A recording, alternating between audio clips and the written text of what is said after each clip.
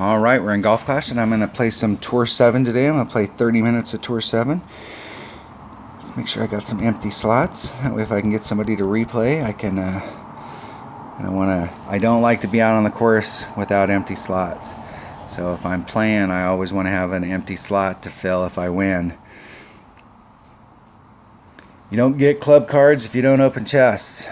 And here's the economics of the game. I mean, this is just how it works.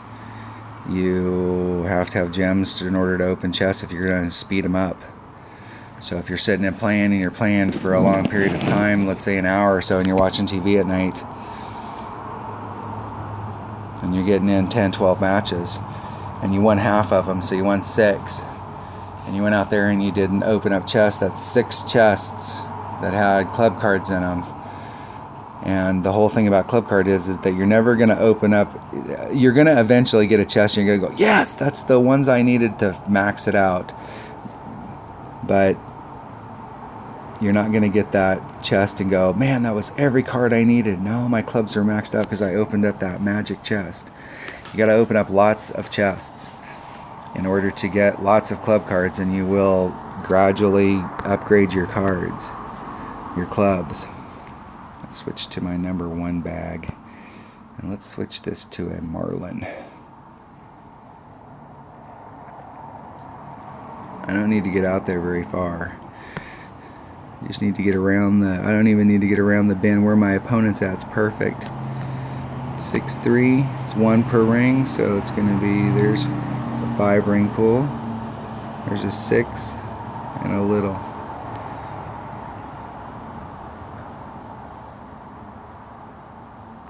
Hitting it perfect. Just trying to lay it up out there. This will definitely be in my sniper range. There's a little teeny depression. That's the spot to be in, is that little depression right there.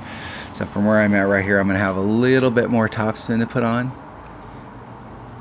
In tournaments, there is a max overpower hook shot that you can do on this, and you can get yourself either, your goal is to try and get on the green, and if you're bringing a big ball on it, you can get up here in around the green where you've got a nice shot, or end up on the green. It's less likely you'll end up on the green than you'll be off the green, but you'll be up here really close. But you have to be, it's a shot that, number one, you've got to practice several times, so you got to be willing to expand those big balls, not just for the tournament shots, but you need to go out there and practice that shot a few times to get the kinks out. The deal is, I can demo a shot, one of those max overpower hook shots, but unless you have exactly the same clubs, the whole goal about demoing those shots is that it gives you a starting point. It gives you an idea of what you're looking for as far as trajectory, and then you have to work that with your clubs. Okay, there's max. I'm going to pull back a little so I got a little room on the red line. I'll put just a titch of top spin.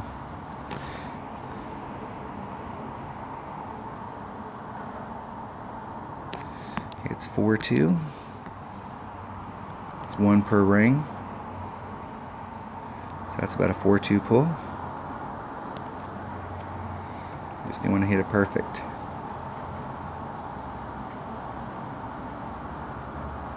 Hitting it perfect. Gotta look. Just a bit outside. Close. Close. Almost an albie. Gotten a lot of albies on this hole. This isn't the hole that I've gotten the most albies on, but there's one of the holes you hit to an island that's off to the right. And I've gotten a ton of albies on there. And I got a lot of albies when I first started, because I played a lot. When I very first started, I played with a Horizon because of that top spin.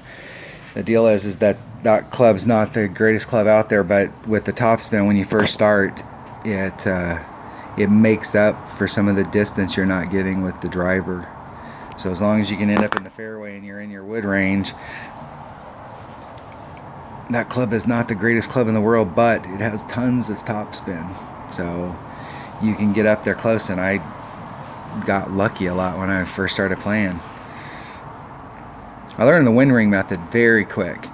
So when the game first came out, Tommy started coming out with videos, and very shortly after that, Zachary had videos.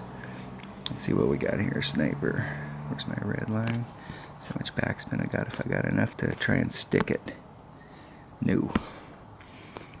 I'm going to come back from over here. I want to be about 3 rings off.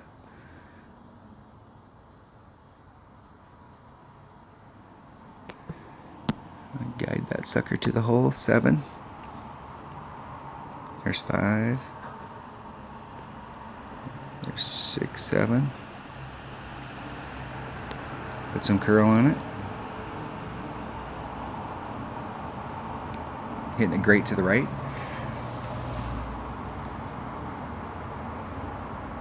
Inside the cup. So Tommy had videos. Zachary started coming out with videos. RJTV started coming out with videos that first summer when the game came out. It came out in like February, March of 17, and there wasn't a lot of info out there. There wasn't Golf Clash Notebook. We didn't have this huge community. There was one of the things though that we did have back then that I still wish we had, was we had a real forum, not Facebook, but a real forum. And any information that you could get, it took me about the first week of going in there and playing just to kind of get used to the game itself.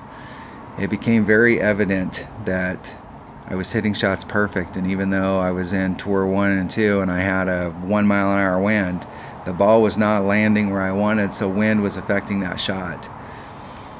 And back then, information on how to adjust out the wind with some type of method that wasn't just eyeballs, you know, how to work out that wind, wasn't available.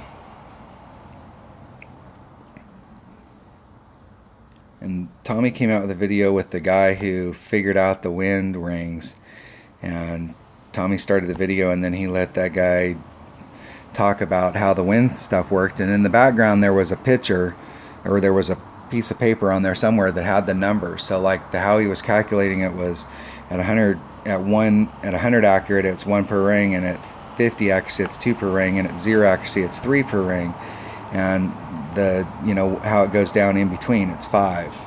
So if you got a 95 accuracy, it's 1.1. You got a 90 accuracy, it's 1.2.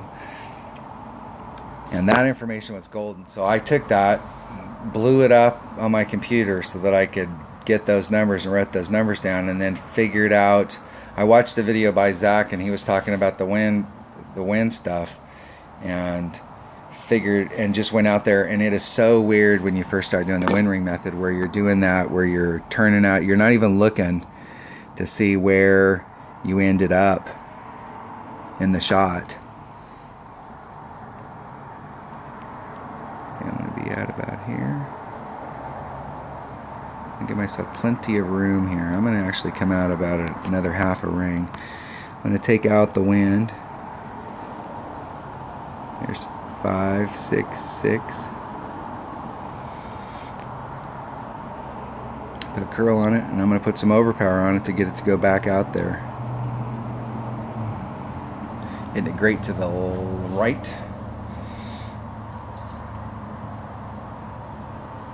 My goal is to get to the shadows. There we go. If you get into the shadows, you're in the right distance. So when those numbers came out, you know, doing what I did right there, where you turn to the side, you take out the wind, you go back to the take shot, you take the shot and you roll. You have faith that number worked. You're not worried about it. That was a weird deal when you first start playing, or when you first start doing the wind ring method, because and so that's why it always confuses me when I see people set up shots and they're not right on the hole. Because in the wind ring method, the whole deal is that you set the shot up so that if there was no wind and you hit it perfect, you'd be in the hole. And then you take out the wind, because the wind's affecting that shot. And so people who go out there and they set up their shot, and their shot already has got an allowance for the wind, how the heck do you know that allowance is right? And so I couldn't deal when I first started playing, I couldn't deal with that. So it was like, I either need to find some way to adjust out this wind, or be able to have some method that's repeatable, or I'm going to have to find a different game. And so luckily I found that video And there was, when I say there was very little out, there was very little out. You had no idea what your clubs were going to be when they got updated. Tommy had a video out on like what the clubs were. There's 5, 6, 7, 8, 4. Hitting it perfect, come on. Hitting it great to the left. But there was very little info, so I mean, you really had no idea what you should be upgrading or not upgrading, or what it was going to look like when it got up there, so you just tried to play it out.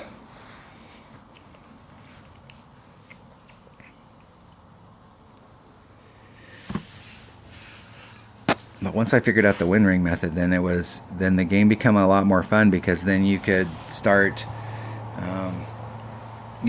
dialing it in so that you were closer. I had a better opportunity in tournaments.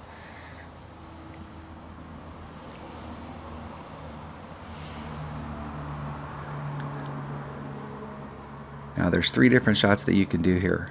You can do a rough bump, but with this wind, I would take the rough bump out. If the wind was blowing to the left or the right, the rough bump would be a factor. You could do a shot straight onto the green, but you have to have a backspin club. So barring those 2 shots, your other shot is to hit onto the island, because you can't do any curl there because there's a tree.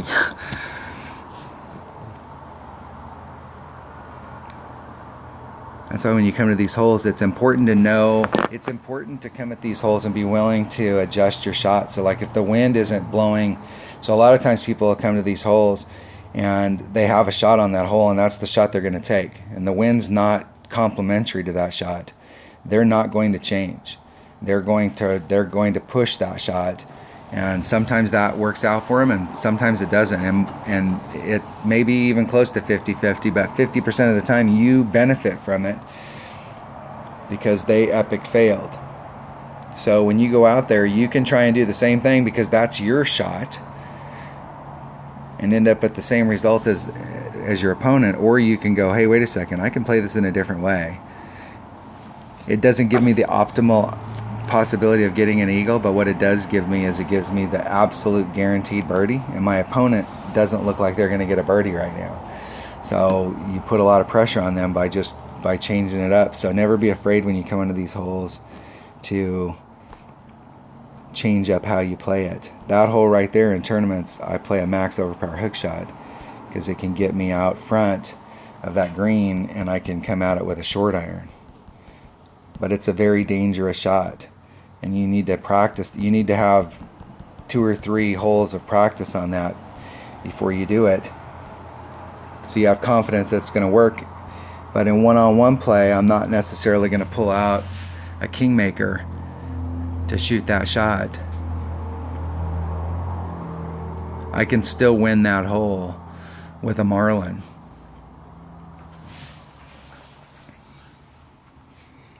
Because in one-on-one play, I'm playing against my opponent. I could care less about what the score is as long as I can outscore my opponent. But when you're playing in tournaments, on the other hand, you're playing against the course.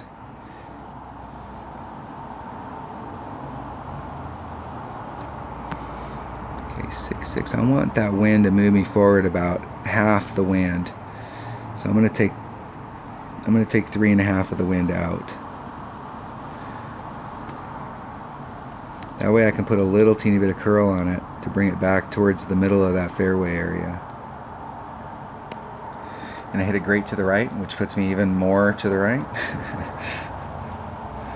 But that way I can clear down there and still get up there. I needed to put on a little bit of curl, so I gave myself a little bit of breathing room on that.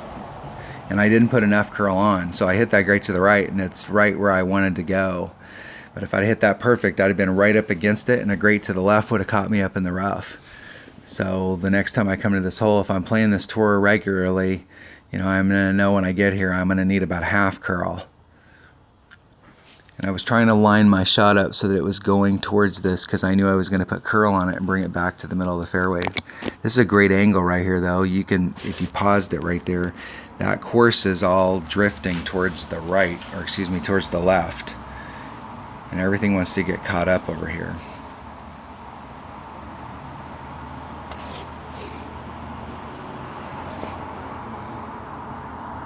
So my opponent has put themselves in a spot of bother. Now they're far enough forward that they can probably get over.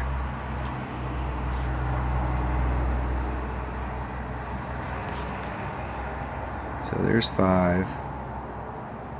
If I just let the wind stay in it, the wind's going to push me almost all the way forward. Come over here. I'm going to put a little bit of curl and a 1 backspin on it.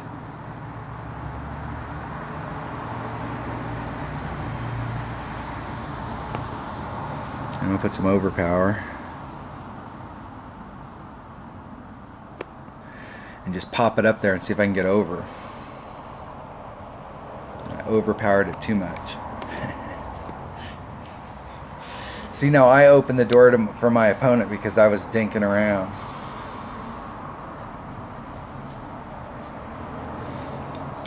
So if you're trying to win coins, you need to do whatever it takes to secure your shot to get on. And obviously that wasn't it.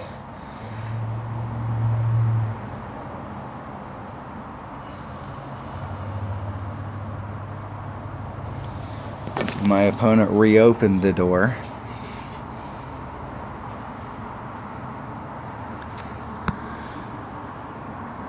Alright.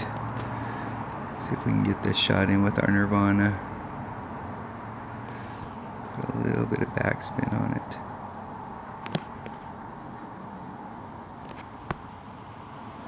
It's 4-3 from this distance.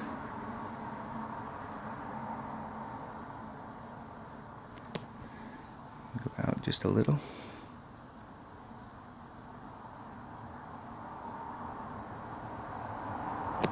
Hitting it perfect. See if I made my wind adjustment right. And it got caught up on the course right there and stopped. You can always tell when you get in a shot like that. That was another mistake. I know better.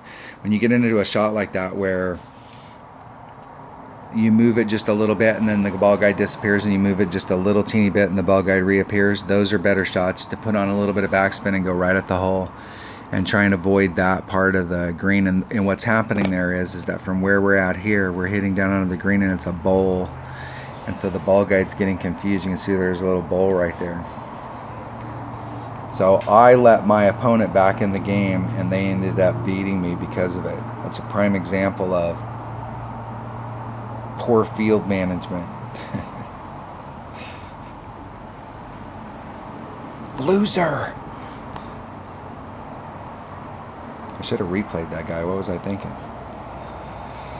That was my bad. That was 2 mistakes. I try and replay everybody. Sunshine Glades, hole 9, par 5. These are old holes. They've been in the game for a long time. Sunshine Glades is part of the original Tour 6 and Tour 11.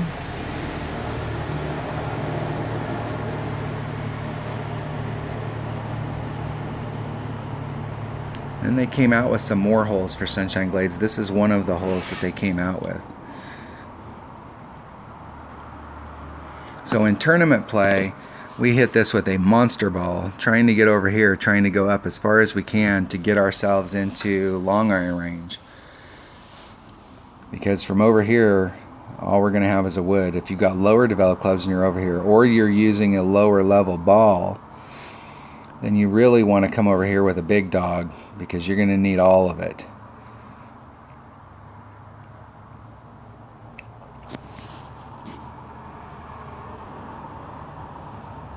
Alright, I got a Marlin. I got a QB. I don't think I can get over with a QB. Switch to a bigger club.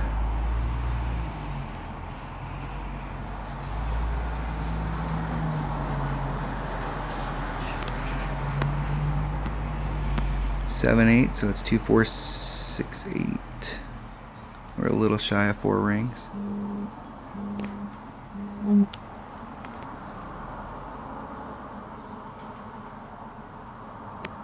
Hitting it great to the left, about 1 ring.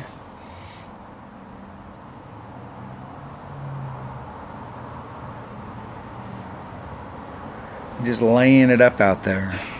Now, if I came to this side right here and I was doing tournament play, I would have brought a bigger ball to help me out on the second shot.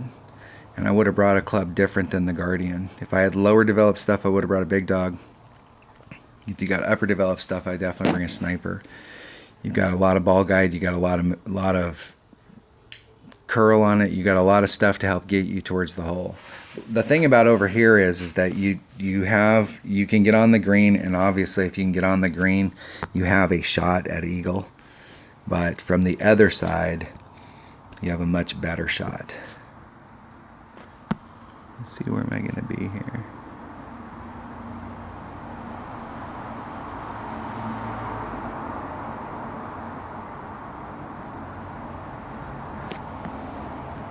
I'm going to take, that's 6. I'm going to take 6 of the wind out. I'm going to leave just a little bit in it. I'm going to end up being short of the green, but that's okay.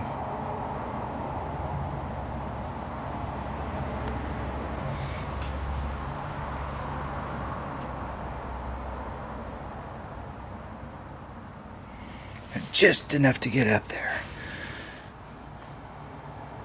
That's the thing about being over on that side right there, is that you can get on the green, but your shot at making it,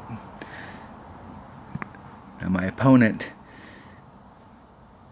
I've taken 2 shots. Okay, yeah, they just chipped out. Okay, I was like, they were in the sand. What's the deal?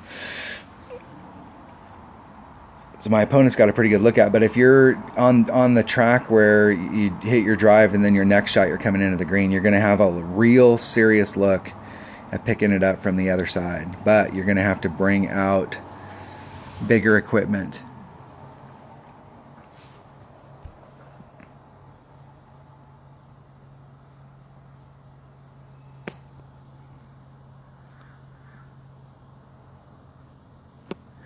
You know,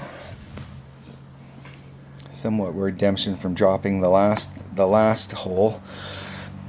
I had the guy on the ropes. I'm losing my killer instinct. I think we got time for one more. Let's make sure we got an empty slot here. I do. I think we can get one more in before the timer goes off. Got 7 minutes and 5 seconds. Santa Ventura.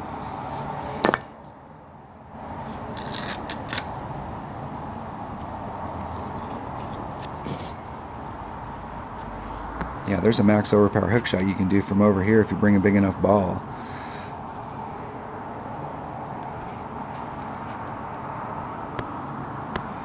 Let's see if we can get around that corner. I took the shot earlier. Let's see if we can walk it around that corner. So we're here. That's on an overpower, so I'm going to come out just a titch. Just a bit. 68246. 8. I'm going to take out the side wind. Put all the curl I got on it, and I'm going to do some overpower. I'm going to try and blast it out there. Hitting it good to the right. Like 5 rings good to the right. That'll put me nicely in the rough. Let's hit some rough shots. I'm going to see if we can catch ourselves in a spot where we can't quite get on, and we can do some of the hook shots to look at recovery shots. The way to shoot this hole is to come out here with a QB. You can use a Marlin, and you just end up right there in the middle, and a sniper going straight in. If you've got lower developed clubs, it's a Viper, Marlin, right to the middle. Don't try and get around the corner. A lot of times people are going to come out here and try and get around that corner, and if you're on that very tip down there, you can't get on. I don't even think I can get on from where I'm at. So if you have your opponent on the ropes, I hit first, I was in the rough, all you have to do is end up in the middle, and you can be on in 2.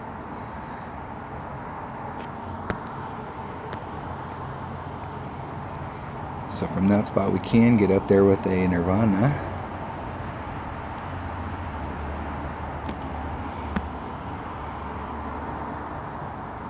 I'm going to leave that wind in because I'm going to be a little short. Come over just a little and just try and hit it perfect.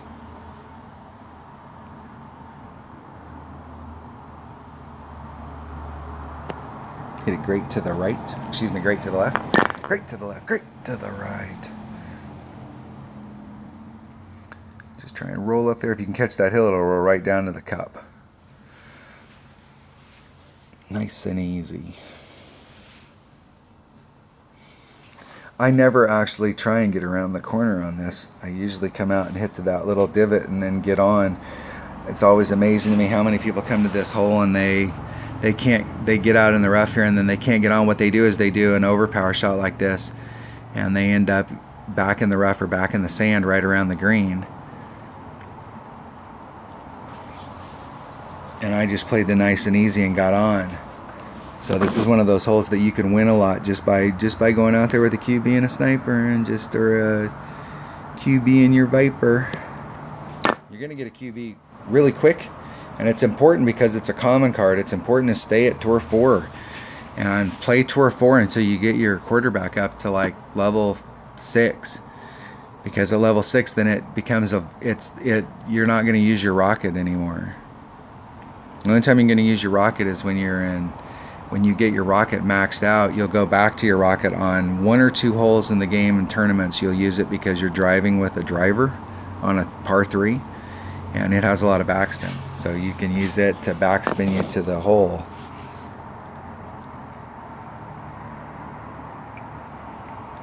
Well, that was a quick win. So we still got 3 minutes and 9 seconds. So we got one more hole left. Let's see if they'll rematch us. Come on, dude. Don't waste my time. Come on, Diesel.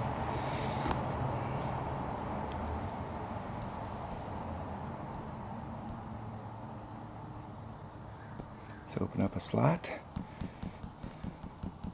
And usually when I get down to the end like this, I usually don't replay as much because I need to go open up a chest if I win. I need to go open that chest so that I have a slot because I'm trying to get 4 golds.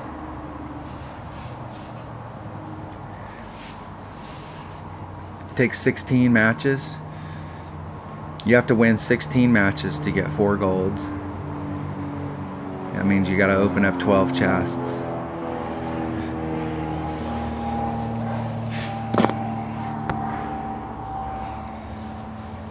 So it's that 240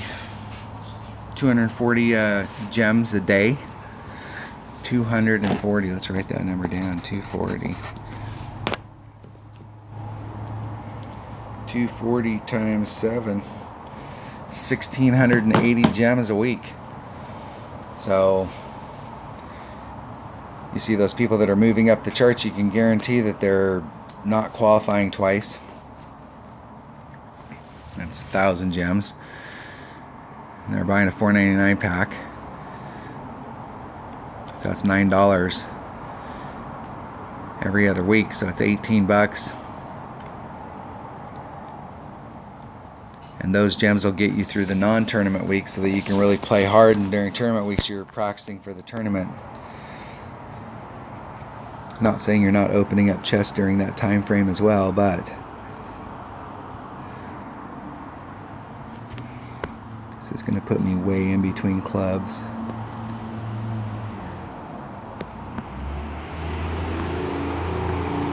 Two, 4, 6, 8. About 8-4. It's 2.1 per ring, so 4 rings is 8-4.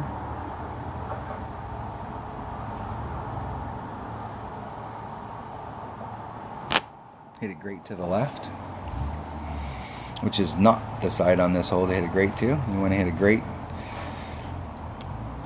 because you take a big risk right there.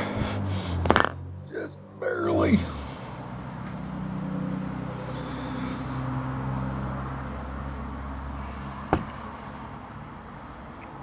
My opponent has a big dog. Wind's going with us. And just enough backspin so you can be on the other side. Second bounce a little short of the fringe.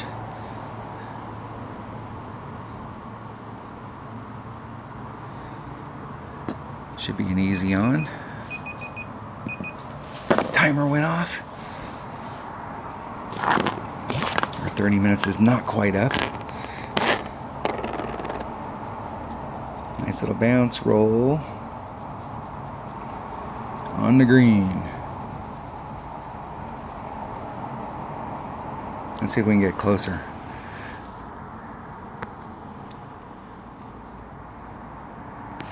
See if I have enough topspin to get over. And this is what I'm talking about, where the Guardian struggles on some holes, where you have to work a little bit harder with the Guardian.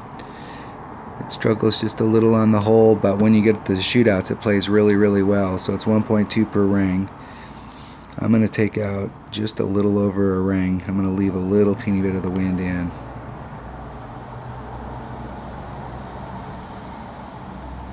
Hit it great to the right. I'm curious to see what the topspin does here, like how fast the ball goes past the hole. It came down that hill and it slowed it down pretty good. Those are tricky shots because when you're coming in, what happened was when you're coming in, the ball guide's reading that slope going down that hill. And when the ball comes down that, it buries it. That first hit, actually you lost a lot of your energy in that first hit because it was hitting it on the downhill. Sometimes it was downhill and then it was immediately going back up. If you hit that and it's downhill and it keeps going downhill, the ball will start to skip across the course.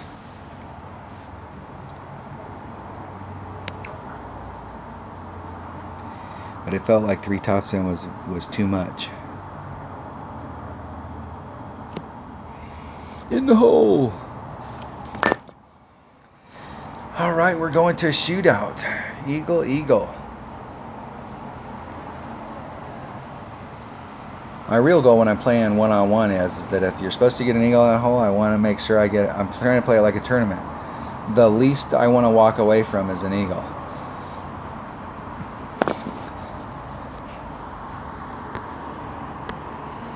All right.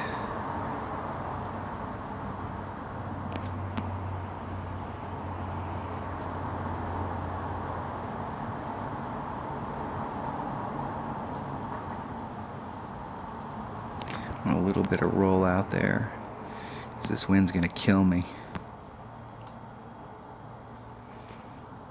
There's 5, there's 6, there's 7.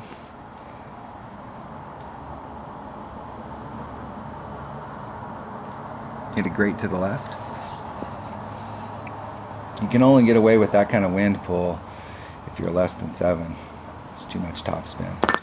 It felt like it was too much topspin, but with that big of a wind, sometimes it lays the ball down. If you have any kind of backspin on there at all, it like kills it.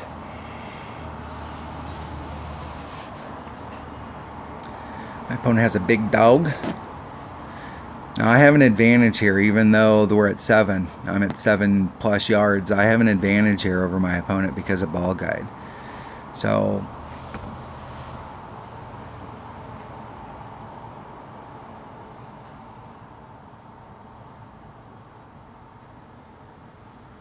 see if they get it. Perfect.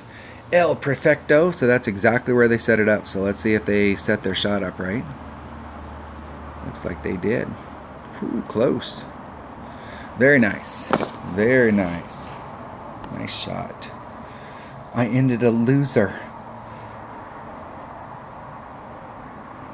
All right. That was Sunshine Glades, hole 8, par 3. I think I started this off with 37, 8, and I'm at 9, so I must have won at least one there. Opened up a few chests. That's the goal, is to keep rolling chests. So why are we rolling chests? We're rolling chests so that we can get clubs up. What clubs am I looking for? There isn't really any of the epics that, the epics take so long. I'm not too concerned about them, and I'm not playing at high enough levels to get these clubs up at any reasonable amount of time. If you're playing up in the upper tours, you're going to get a lot of epics. But I'm looking for rares like the Rock. I'm looking for the Hornet. And those are the only two that I'm really hot after right now. My Nirvana going up in level, I've got its distance. That's the key. So if I was gonna, and I think there might be just a little more distance left on there, so, but I'd have to play Tour 7 for that. And my rapier, I'm not really interested in getting my rapier any higher, and I'll tell you why. Because from this point forward, it starts gaining distance. And I would rather be in my minimum short iron range than my maximum rapier. So I don't want to make my rapier any longer. I want to make my Hornet, I want to stay in that range so that I'm in my Hornet more often. What it will do is it'll make the red line between those two clubs smaller. So there is a red line there, so having the rapier up, so it may not affect that at all, because you're still going to get to the red line wherever you get to the red line in the Hornet. But it will make that red line smaller. But getting my rapier up another level is not a big concern. What it is a big concern is to get the rock up one level. And in the process of trying to get my rock up a level, I'm getting my Hornet up. As the rock gets 100% accuracy and it gets its last little bit of distance, so it becomes the in-between club between an extra mile and a QB. And there's a lot of holes that you have to bring an extra mile because you need the distance. But you don't need a lot more distance than a QB, but you have to have more distance. But the accuracy of an extra mile blows, and the rock is going to fill that gap. So it'll be another valuable club in the arsenal. If I can get this Apocalypse up to level 4, then it would become, even with the 76 curl that's on it right now, it is in some cases on some holes better. I use it instead of the extra mile. So even having it at level 2, it is a usable club. Thor's hammer is not going to become usable until it gets to level 5.